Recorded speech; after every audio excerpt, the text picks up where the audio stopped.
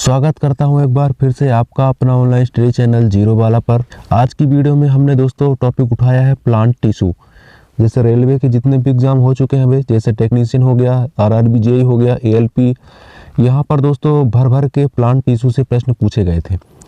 ऐसे ही आगे आने वाले परीक्षाओं में जैसे ग्रुप डी, एएलपी के फिर से आने वाले एग्ज़ाम्स के लिए, यानी रेलवे के जितने भी एग्ज़ाम्स होने वाले हैं वहाँ पर साइंस का ये वाला टॉपिक बहुत इंपॉर्टेंट हो जाता है, इसलिए मैंने इस टॉपिक से एमसीक्यूज उठाए हैं। तो चलिए शुरू करते हैं आज की वीडियो को।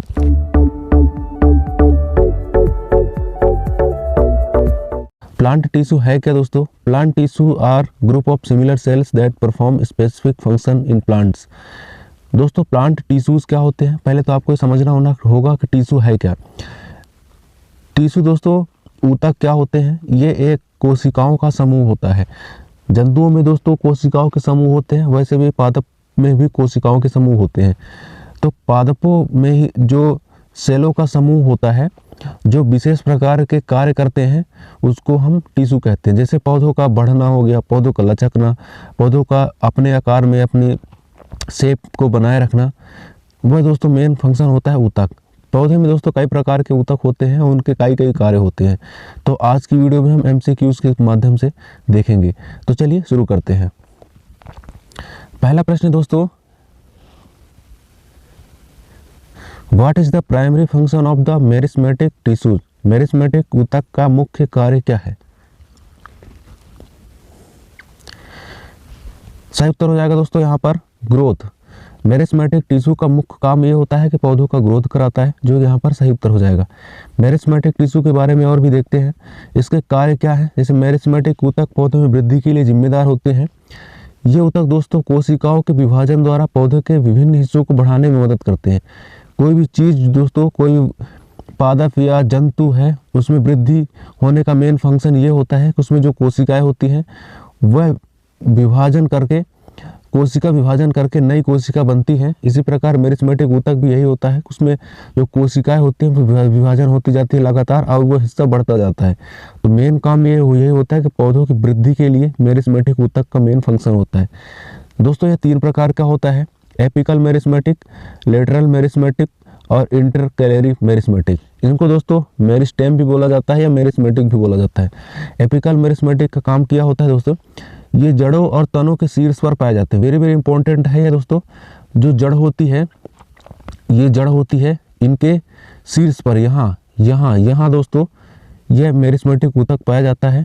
और तना के भी दोस्तों जो किनारे वाला भाग होता है, यहाँ पर मेरिस्मेटिक ऊतक पाए जाते हैं, जो कि पौधों की लंबाई करने के लिए वृद्धि होते हैं। पौधा लंबा होता है तने के थ्रू, तो यह शीर्ष पर पाया जाता है और लंबाई में वृद्धि के लिए जिम्मेदार होता है। लेटरल मेरिस्मेटिक का क्या होता है दोस्तों, ये कैम्बियम में पाए जाते हैं और ये पौधों की मोटाई, याद रखना ये एपिकल मेरिस्मेटिक जो होता है पौधों की वृद्धि के लिए होता है। लेटरल मेरिस्टेम होता है दोस्तों ये मोटाई के लिए। और जो इंटरकैलरी मेरिस्मेटिक होता है ये मोनोकॉस्ट जैसे घास के नोड्स में पाए जाते हैं और तने और पत्तियों के विकास में मदद करते हैं। जो तना और पत्तियाँ होती हैं उनमें जो वृद्धि होती है उसके लिए इंटरकैलरी मेरिस्टेम पाया जाता है। इसकी विशेषताएं देखते हैं। छोटी कोशिकाएं होती है दोस्तों, इसमें आयताकार और सक्रिय रूप से विभाजित होती हैं। कोशिकाओं की दीवारें जो होती है पतली होती है और नाभिक इनके बड़े होते हैं। जो न्यूक्लियस होते हैं ये बड़े बड़े होते हैं। तो ये रहा दोस्तों मेरिस्टेम ऊतक के वेरी वेरी इंपॉर्टेंट यहाँ पर स्लाइड हमने इंक्लूड किया है। आपको जरूरत है उसको स्क्रीनशॉट ले सकते हैं। अगला प्रश्न है, विच type of meristem is responsible for the growth of the plant length? Plant की लंबाई के लिए, वृद्धि के लिए कौन सा ऊतक यहाँ पर जिम्मेदार है?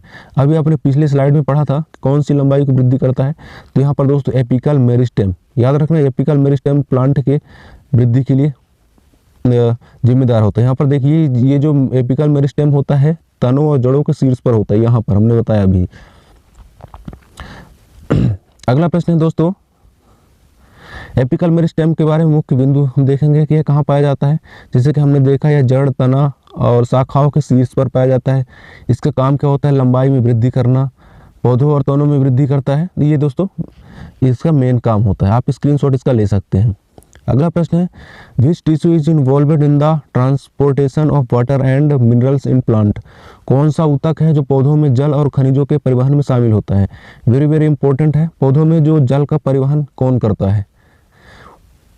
ऑप्शन दिया है फ्लोएम, जाइलम, पेरेन्काइमा, स्क्लेरेन्काइमा। तो इसका सही उत्तर हो जाएगा दोस्तों जाइलम।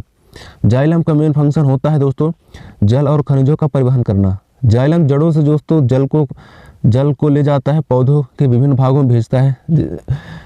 जड़ों से दोस्तों जल को विभिन्न भागों में भेजता है, खासकर पत्तियों में, जहां से प्रकाश संश्लेषण प्रक्रिया प्रयोग में आती है। यांत्रिक समर्थन के लिए दोस्तों जाइलम के फाइबर्स पौधों की शारीरिक समर्थन प्रदान करते हैं, जिससे वे खड़े रह सकते हैं और पर्यावरण में बेहतर तरीके से उग सकते हैं। जाइलम का मेन फंक्शन यही होता है दोस्तों, ये जो जड़ होती है यहाँ से पानी को ले जाकर पौधों के विभिन्न भागों में यह पहुंचाता है। ये जाइलम का मेन फंक्शन होता है। एक होता है दोस्तों फ्लोएम। फ्लोएम का काम क्या होता है दोस्तों, जो प्रकाश संश्लेषण के बाद जो खाद्य पदार्थ बनता है उसको विभिन्न भागों में स्टोरेज करने का काम फ्लोएम का होता है। खाद्य पदार्थ जो मुख्यतः शर्करा के रूप में जो ग्लूकोज या कार्बोहाइड्रेट होता है उसका परिवहन करता है। दोनों दिशाओं में दोस्तों यह संचरण होता है। जीवित कोशिकाएं, सिव, ट्यूस और साथी कोशिकाएं इसमें होती है। ये दोस्तों जाइलम के हो गए कार्य, ये हो गए फ्लोएम के कार्य। तो इसका स्क्रीनशॉट आप ले सकते हैं। What is the main function of the phylum in plants. अभी पिछले स्लाइड में आपने देखा कि फ्लोएम का मेन फंक्शन क्या होता है। तो इसका मेन फंक्शन होता है दोस्तों ट्रांसपोर्ट ऑफ फूड, जो भोजन का परिवहन करना होता है फ्लोएम का काम होता है, और जल का परिवहन करना ये होता है जाइलम का। याद रखना, जाइलम यानी जल, फ्लोएम यानी फ्रूट, तो याद रखना।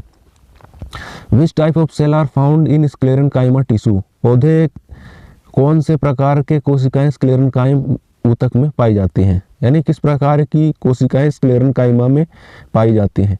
तो इसमें दोस्तों थिक वॉल्ड सेल यानी मोटी दीवार वाली कोशिकाएं पाई जाती है स्क्लेरेन्काइमा में। इसका मेन फंक्शन क्या होता है अगली स्लाइड में देखते हैं।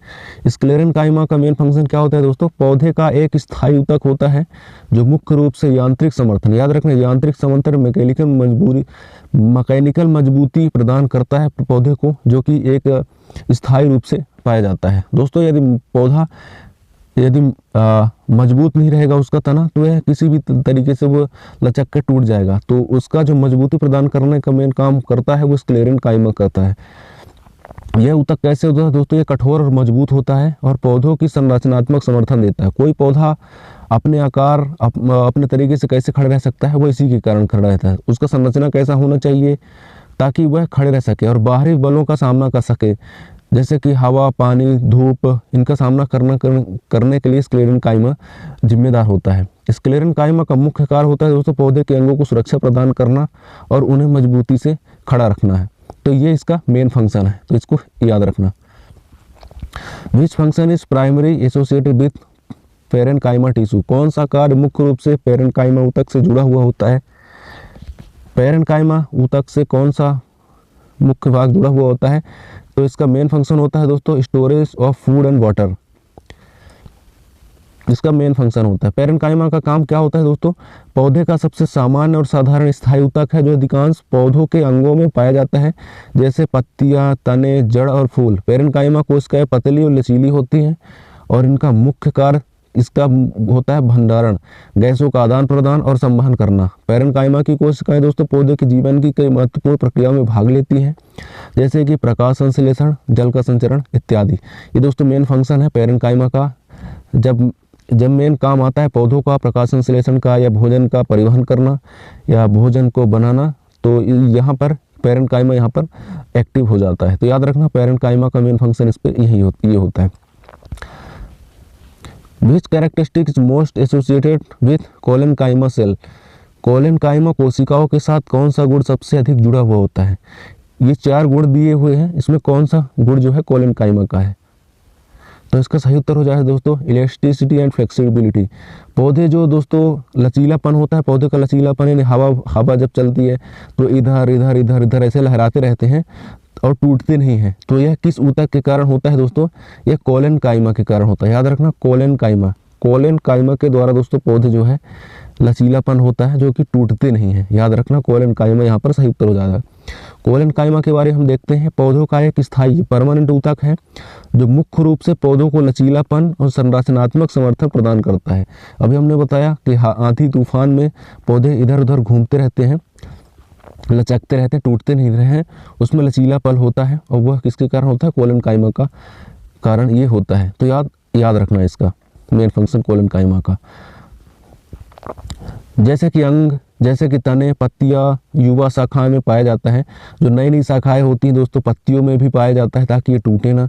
कोलेनकाइमा दोस्तों एक विशेष लचीली कोशिकाएं होती है जो पौधों को बढ़ने और विकसित होने में मदद करती है। खासकर उन हिस्सों में पाई जाती है जो अभी पूरी तरह से विकसित नहीं हुए होते हैं। तो यह कोलेनकाइमा का ये मेन फंक्शन होता है। तो दोस्तों आज के लिए बस इतना ही। वीडियो में